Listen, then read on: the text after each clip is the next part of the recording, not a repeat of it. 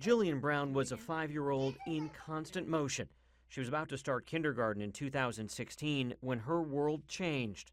Her parents, Jay and Lindsay. And the first thing I did was look back to check on the girls. Lindsay was driving her 2 daughters, Jillian and Samantha, to daycare when they were hit on the driver's side near their Long Island home. Jillian was hunched over.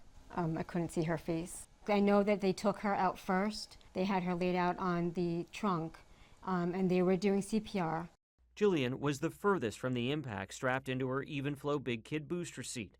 While Samantha in a different car seat and Lindsay recovered from their injuries, Jillian never will.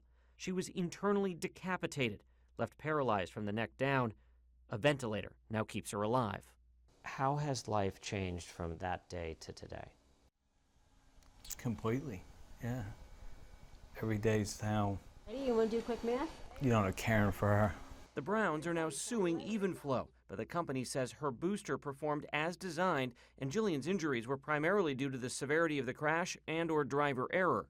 Her car seat meets or exceeds federal standards and was side impact crash tested, but there's no federal standard for that test, and videos of Evenflo's crash tests obtained by ProPublica show booster seats passing, even though the child-sized test dummy is tossed about like a rag doll. I think the word that I used to describe them initially was horrific.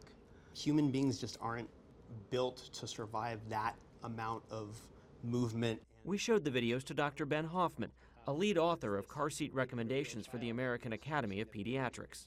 Would you want your child in a seat that performed like that? No, and there's no way I would want a child who I know or knew or loved to be put into a scenario like that. A car seat with a harness fares better in the crash test. The test dummy largely stays in place. In the booster seat, the dummy slips out of the seatbelt shoulder restraint.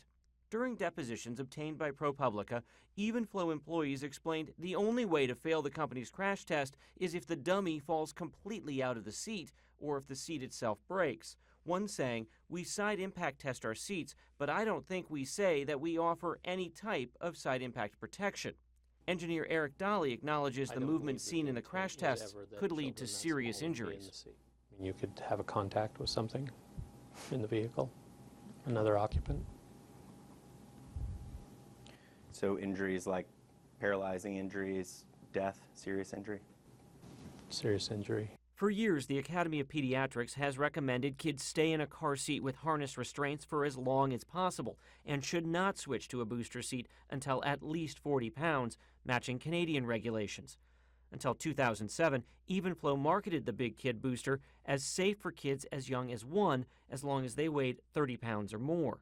4 years before Jillian's 2016 accident, Daly recommended Evenflo stop selling booster seats for children under 40 pounds because they'd be safer in seats with harnesses.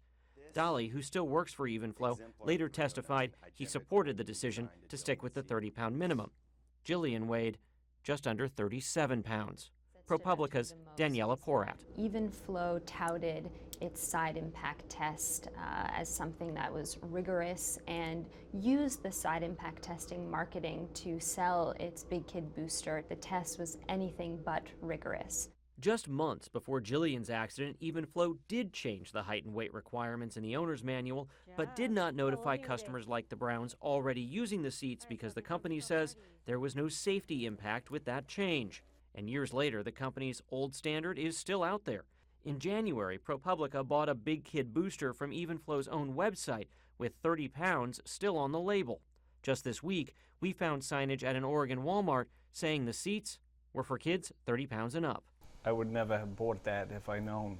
I would have left them in the front-facing 5-point harness for years. You know, you read it and you believe it. Evenflo declined our request for an on-camera interview, but said in a statement the company is a pioneer in side impact testing and it provides safe, effective, and affordable products, adding it complies with all federal regulations which do allow booster seats to be sold for kids weighing 30 pounds and up. Congress has been asking federal regulators to create a side impact crash test standard for car seats since at least 2000. It's yet to go into effect. Chris Van Cleve, CBS News, New York.